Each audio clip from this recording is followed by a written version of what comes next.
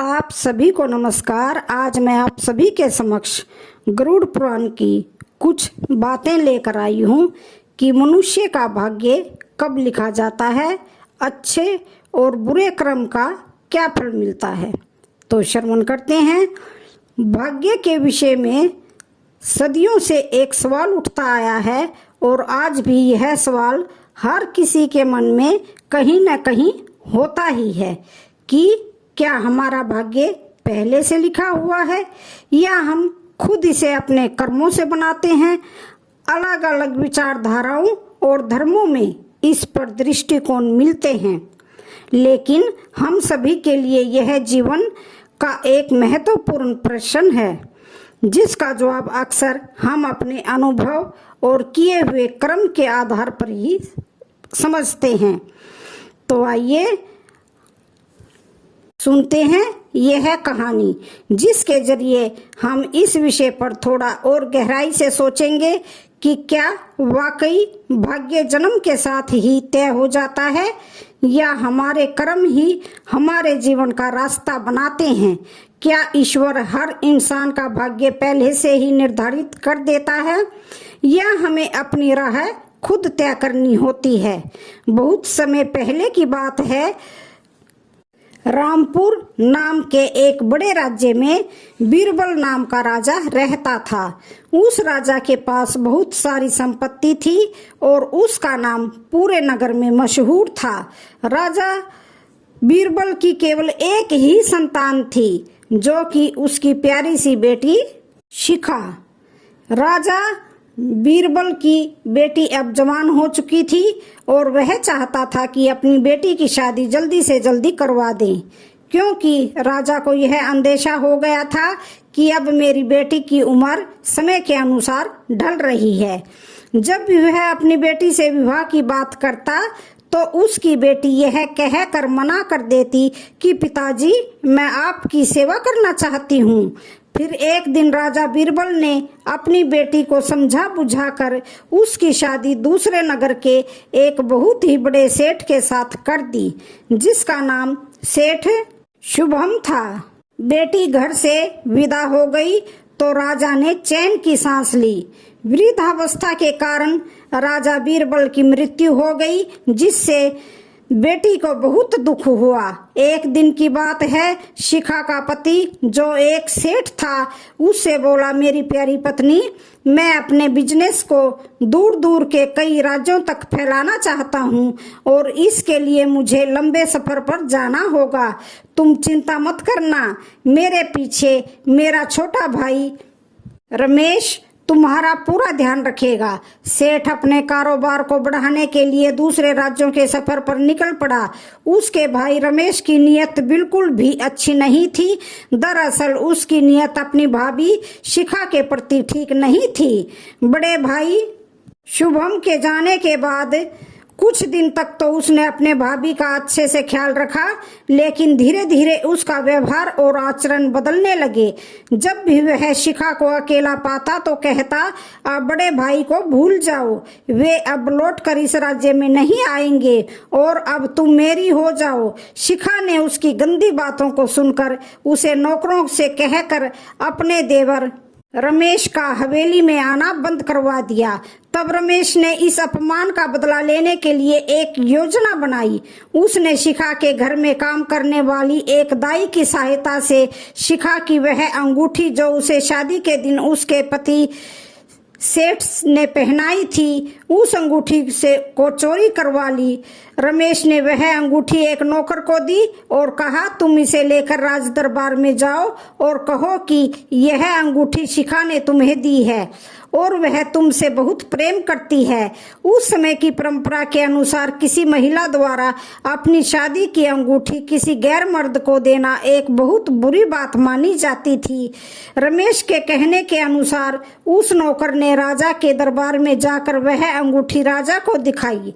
इस पर राजा सहित दरबार में बैठे सभी सदस्यों ने मान लिया कि शिखा ने अपने पति के साथ धोखा किया है। उस राज्य के कानून बहुत सख्त थे।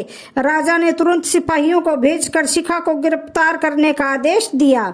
शिखा ने अपनी बेगुनाही के लिए राजा से बहुत प्रार्थना की, पर किसी ने भी उसकी बात नहीं मानी। उसे उसी समय उस राज्य से निकाल देने का दंड दे दिया।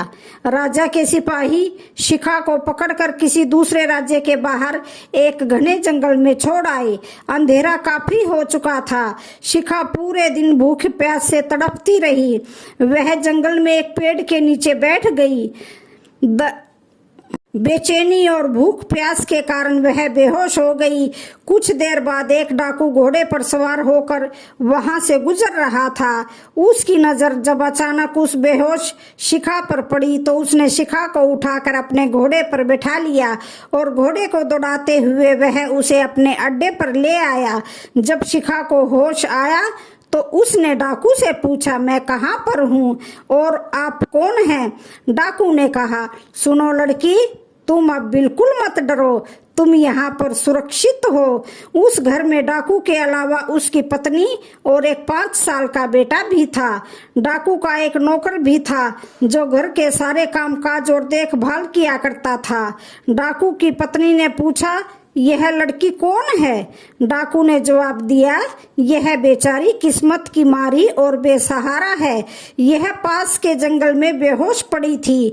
मुझे इसे देखकर दया आ गई, इसलिए मैंने इसे यहाँ ले आया। शिखा अब डाकू के घर पर रहने लगी और डाकू के परिवार से काफी घुल मिल गई।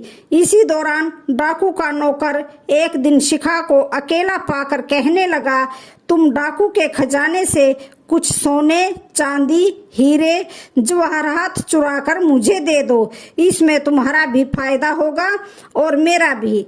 लेकिन शिखा ने इससे साफ इनकार कर दिया। गुस्से में आकर नौकर बोला, ए लड़की, मेरी बात न मानने की सजा तुम्हें जरूर मिलेगी।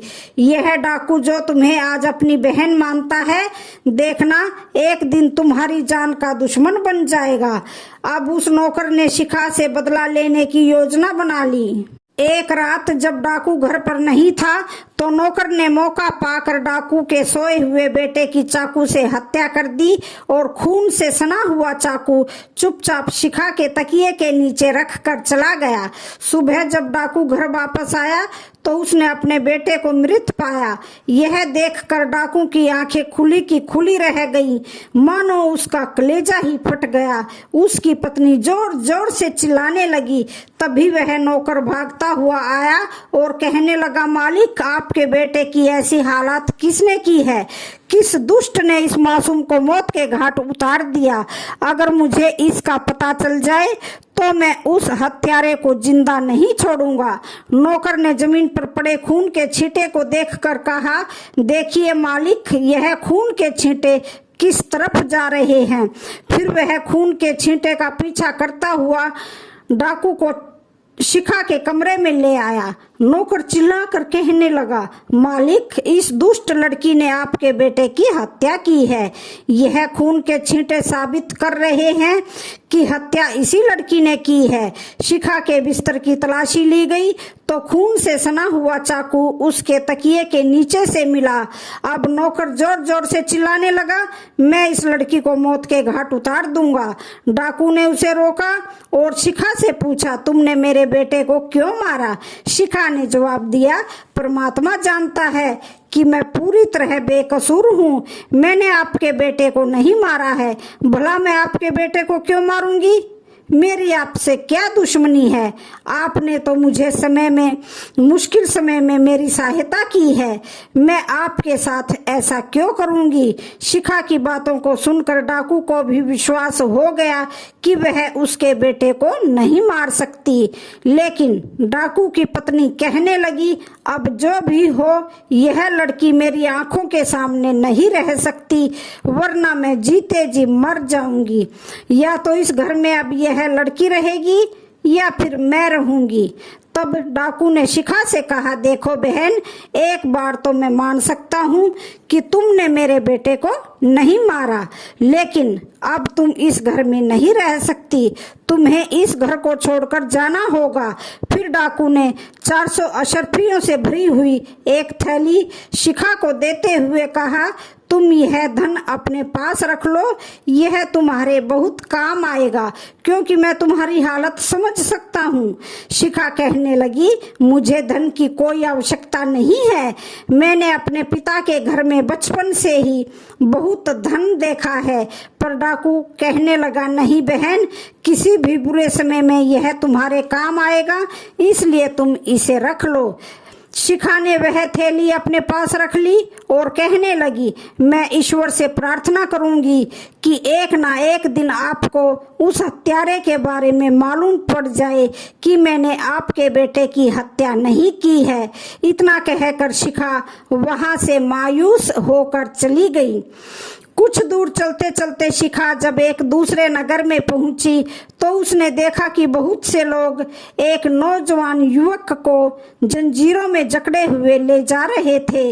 लोगों से पूछताछ करने पर पता चला कि उस युवक ने कई लोगों से कर्ज ले रखा था और अब वह उसे वापस नहीं कर रहा है। इसी कारण लोग उसे दंड देने के लिए जंजीरों में बांधकर ले जा रहे थे। शिखा ने पूछा, इस युवक का कितना कर्ज है? वहां के लोगों ने बताया कि कम से कम 400 सोने की अशर्फियां। वह कहने लगी, अगर मैं इसका कर्ज चुका दूं तो क्या आप लोग इसे छोड़ देंगे? वे लोग बोले, हाँ, हम इसे छोड़ देंगे।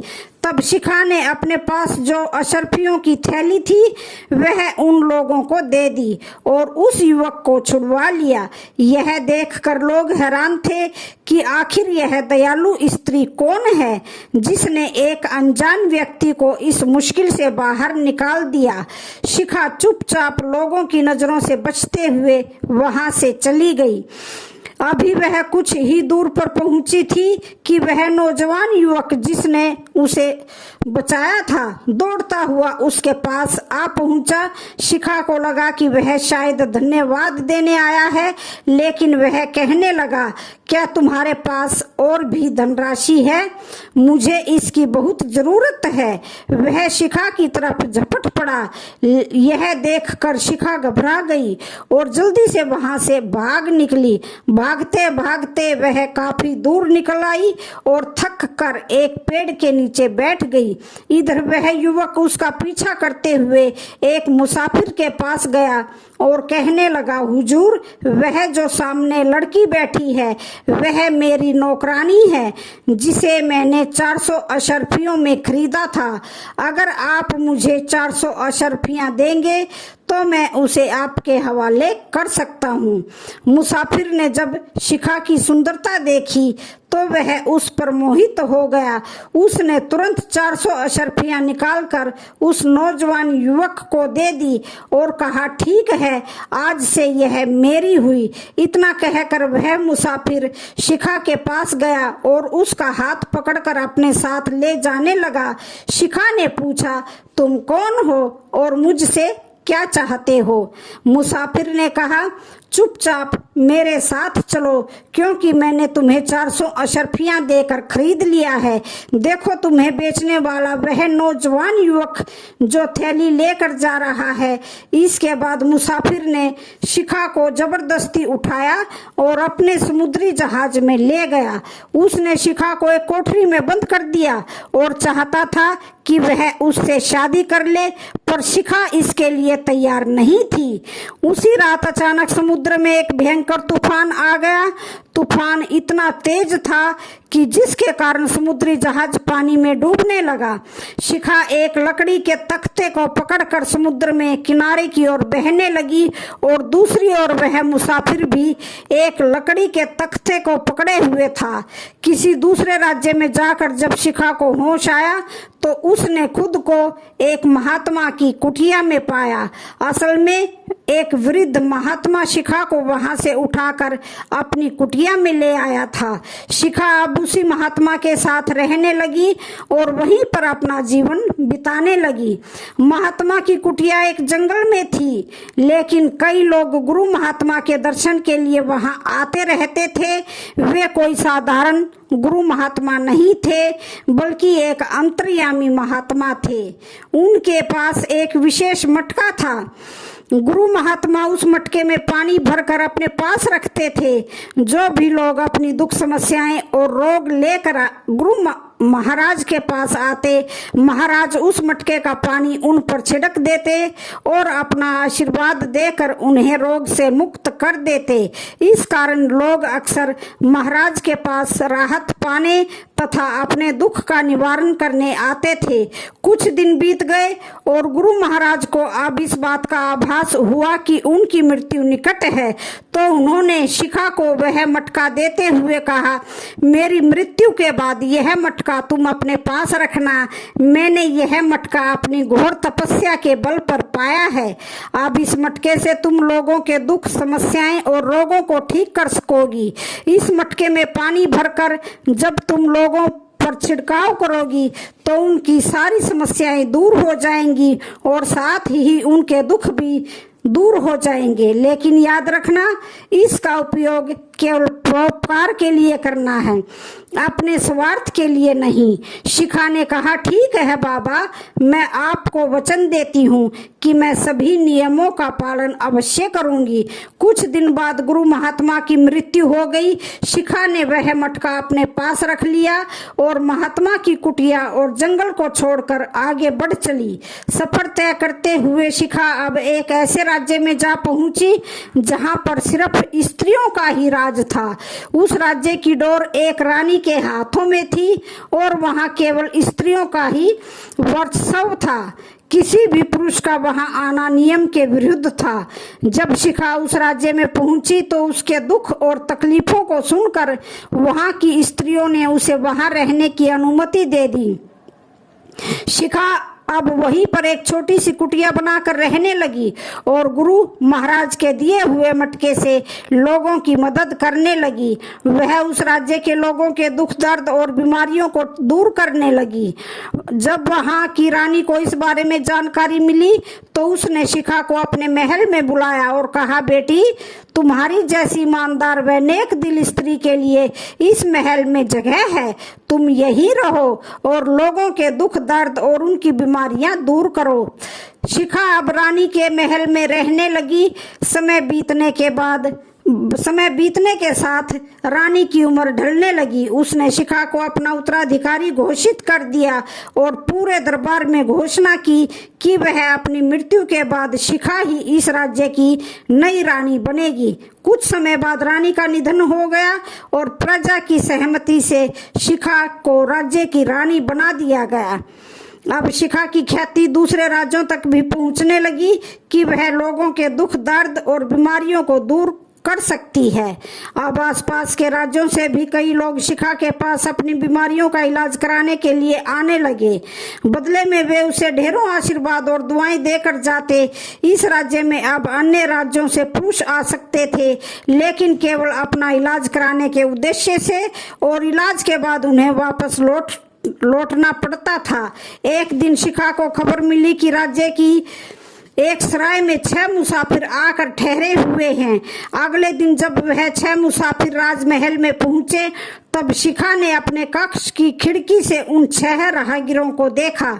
शिखा ने उन 6 मुसाफिरों को पहचान लिया था, इसलिए उसने यह निर्णय लिया कि जब वह उन 6 मुसाफिरों को इलाज के लिए बुलाएगी तो अपना चेहरा नकाब से ढक कर रखेगी। उन 6 मुसाफिरों को शिखा के दरबार में प्रस्तुत किया गया। शिखा ने अब की बार होशियारी से अपना चेहरा एक नकाब से ढक लिया और उन मुसाफिरों से उनकी तकलीफ के बारे में पूछा गया। सबसे पहले 2 मुसाफिर आगे बढ़े, जिनमें से एक ने कहा, रानी साहिबा, मैं अपने छोटे भाई से बहुत प्यार करता हूँ। मैं उसका इलाज करवाने के लिए आया हूँ। मेरा छोटा भाई अंधा हो गया है। असल में मैं सेठ बीरबल हूँ और जब मैं कारोबार के सिलसिले में दूसरे राज्य की यात्रा पर गया था तो मैंने अपनी पत्नी की देखभाल का जिम्मा अपने छोटे भाई रमेश को सौंप दिया था, लेकिन मैं नहीं जानता था कि मेरी पत्नी बेवफा निकलेगी और मुझे छोड़कर चली जाएगी। इसी गम में मेरा भाई अपनी भाभी को याद करके रोता रहता है और वह रो रो कर अंधा हो गया। शिखा ने सेठ की बात सुनकर समझ गई कि यह आदमी कोई और नहीं बल्कि मेरा पति है और यह अंधा युवक वही रमेश है। शिखा ने पूछा, सेठ जी, क्या तुम्हें इस बात का पूरा विश्वास है कि तुम्हारी पत्नी ने तुम्हारे साथ कोई धोखा किया है? सेठ बीरबल ने रानी की बात सुनकर उत्तर दिया, महारानी जी, मेरा मन तो नहीं मानता कि मेरी पत्नी धोखा दे सकती है, पर मैं अपने भाई की बात को कैसे झुठला सकता हूँ? शिखा ने कहा, ठीक है, मैं कल तुम्हारे भाई का इलाज जरूर करूंगी। इसके बाद दो और मुसाफिर शिखा के सामने पेश हुए। उनमें से एक ने कहा, रानी साहिबा, मैं आपके पास अपने इस नौकर का इलाज करवाने आया हूँ। मैंने इसे अपने बच्चों की तरह पाला पोसा है। शिखा ने पहचाना कि यह वही डाकू है और उसके साथ जो रोगी है वह वही नौकर है जिसने उस पर उसके बेटे की हत्या का झूठा इल्जाम लगवाया था। शिखा ने कहा, ठीक है, तुम्हारा इलाज भी कल किया जाएगा। अब एक अन्य मुसाफिर ने कहा, महारानी जी, मुझे कोढ़ का रोग हो गया है, कृपया ईश्वर से प्रार्थना करें कि मैं ठीक हो जाऊं। मैंने अपने कर्मों पर बहुत विचार किया और मुझे याद आया कि मैंने एक पाप किया था। एक सुंदर स्त्री जिसे मैंने जबरदस्ती खरीदा था, उसके साथ मैंने बहुत बुरा व्यवहार किया था। लगता है इसी पाप की सजा ईश्वर ने मुझे दी है।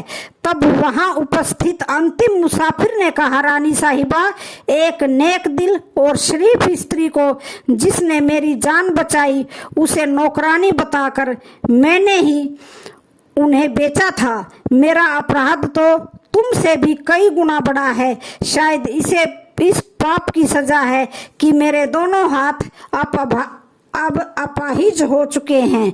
शिखा समझ गई कि यह वही बदमाश है जिसने लोगों से कर्ज लिया था और भागने की कोशिश कर रहा था, जिसकी जान मैंने बचाई थी, और उसके साथ खड़ा वह वही मुसाफिर है जिसके जहाज पर वह बंधक बनी थी। मुसाफिरों की सारी बात सुनने के बाद शिखा ने कहा, आज तुम सब लोग वापस जाओ और आराम करो। कल इसी समय राजमहल में दोबारा वापस आना। शिखा ने देखा कि दो मुसाफिरों ने अपने गुनाह कबूल कर लिए, लेकिन अगर यह अंधा और कोढ़ी अपनी सच्चाई बता दें तो मैं इन्हें भी रोग मुक्त कर दूंगी, लेकिन अगर यह दोनों झूठ बोलते हैं तो उन्हें सजा दी जाएगी। दरअसल मैं तुम सभी को अच्छे से पहचानती हूँ। जिन लोगों ने सब कुछ सच सच बता दिया है उनके लिए मैं आज ही ईश्वर से प्रार्थना करूंगी। इसके बाद सभी मुसाफिर अपने राज्य में लौट गए। जिन्होंने सच बोला था वे तो प्रसन्न थे और उन्हें पूरा विश्वास था कि वे ठीक हो जाएंगे, मगर अंधा और कोढ़ी दोनों अभी भी घमंड में थे। ऐसा महसूस कर रहे थे कि वे अंगारों पर चल रहे हैं। सच बात तो यह थी कि वे दोनों एक दुविधा में फंस गए थे कि यदि सच बताएंगे तो उनकी पोल खुल जाएगी और झूठ बोलेंगे तो रानी उन्हें सजा देगी। दूसरे दिन जब वे राजमहल में पहुंचे तो सबसे पहले अंधे ने आगे बढ़कर अपना अपराध स्वीकार करते हुए कहा, रानी साहिबा, मेरे भाई की पत्नी यानी मेरी भाभी पूरी तरह से बेगुनाह थी। वे सीता माता की तरह एकदम पवित्र स्त्री थी, लेकिन मैंने ही साजिश करके अपनी भाभी को फंसाया था। फिर रमेश ने सारी बात सच सच बता दी। अभी उसकी बात खत्म नहीं हुई थी कि उसका भाई आग बबूला होकर उस पर हमला करने के लिए दौड़ा और कहने लगा, रानी साहिबा, मैं तो कहता हूँ कि इस अंधे को ठीक करने की बजाय इसके हाथ पैर भी कटवा दिए जाएं ताकि यह किसी स्त्री पर गलत इल्जाम न लगा सके। इसने मुझ पर और मेरी बेगुनाह प्यारी सी पत्नी पर जो अत्याचार किए हैं उसकी सजा इसे मिलनी ही चाहिए। इसी तरह जब डाकू के नौकर ने शिखा की बेगुनाही की बात कही और अपनी बेईमानी की बात स्वीकार की तो डाकू की आंखों में खून उतर आया। वह अपने नौकर की तरफ दौड़ा और कहने लगा, ऐसे दुष्ट बेईमान गद्दार का तो गला घोट देना चाहिए। लेकिन शिखा के आदेश पर सबको अपने गुस्से पर काबू करना पड़ा। शिखा ने फैसला सुनाया कि अब सब लोग अपना अपना अपराध स्वीकार कर चुके हैं, इसलिए मैं सभी लोगों के लिए ईश्वर से प्रार्थना और बीमारी का इलाज करूंगी। इसके बाद शिखा ने सेठ और डाकू से कहा, आप दोनों कल रात राजमहल में आए, मैं आप दोनों को दावत देना चाहती हूँ। दोनों ने रानी का धन्यवाद किया और अगले दिन रात को राजमहल में दावत के लिए पहुंचे। शिखा ने सेठ बीरबल से पूछा, क्या आप चाहते हैं कि आपकी शादी हो जाए? सेठ ने उदास मन से कहा, रानी साहिबा, मैं अपनी पहली पत्नी के अलावा किसी और के बारे में सोच भी नहीं सकता। शिखा ने बीरबल की आंखों में प्रेम देखा और कहा, मैं ईश्वर से प्रार्थना करूंगी कि आपको अपनी पहले वाली पत्नी मिल जाए। इसके बाद शिखा ने डाकू से पूछा, क्या आप चाहते हैं कि आपको एक और बेटा मिल जाए? डाकू ने कहा, रानी साहिबा, ईश्वर के आशीर्वाद से बेटा तो मेरे घर पैदा हो चुका है। मैं तो बस इतना चाहता हूँ कि उस लड़की शिखा से एक बार फिर मिल सकूं ताकि मैं उससे अपनी गलती की माफी मांग सकूं। शिखा ने कहा, ठीक है। सेठ और डाकू की बातों को सुनकर शिखा ने अपना नकाब हटा दिया तो सेठ और डाकू दोनों हैरान रह गए। सेठ को उसकी पत्नी वापस मिल गई और डाकू को उसकी मोह बोली बहन मिल गई। इसके बाद शिखा ने उन दोनों मुसाफिरों की बीमारी का इलाज कर दिया। अब वह अपने पति के साथ वापस जाना चाहती थी। उसने उस राज्य की देखरेख के लिए वहां की स्त्रियों के हवाले कर दिया और खुद अपने पति के साथ वापस अपने घर अपने राज्य में लौट आई। तो जीवन में सच्चाई को स्वीकार करना और दूसरों के साथ न्याय करना कितना महत्वपूर्ण है। शिखा ने अपनी सूझबूझ और दयालुता से सबकी समस्याओं का समाधान किया और उन्हें रास्ता दिखाया। तो शिखा राजा की बेटी होते हुए भी अपने जीवन में इतने सारे दुख, दर्द, कष्ट, परेशानियों को झेला, लेकिन उसने कभी हिम्मत नहीं हारी, क्योंकि उसके भाग्य में इतने दुख दर्द लिखे थे, लेकिन अंत में उसे सुख मिला जो अपने पति को पाकर पूरा हुआ। तो आज की कहानी का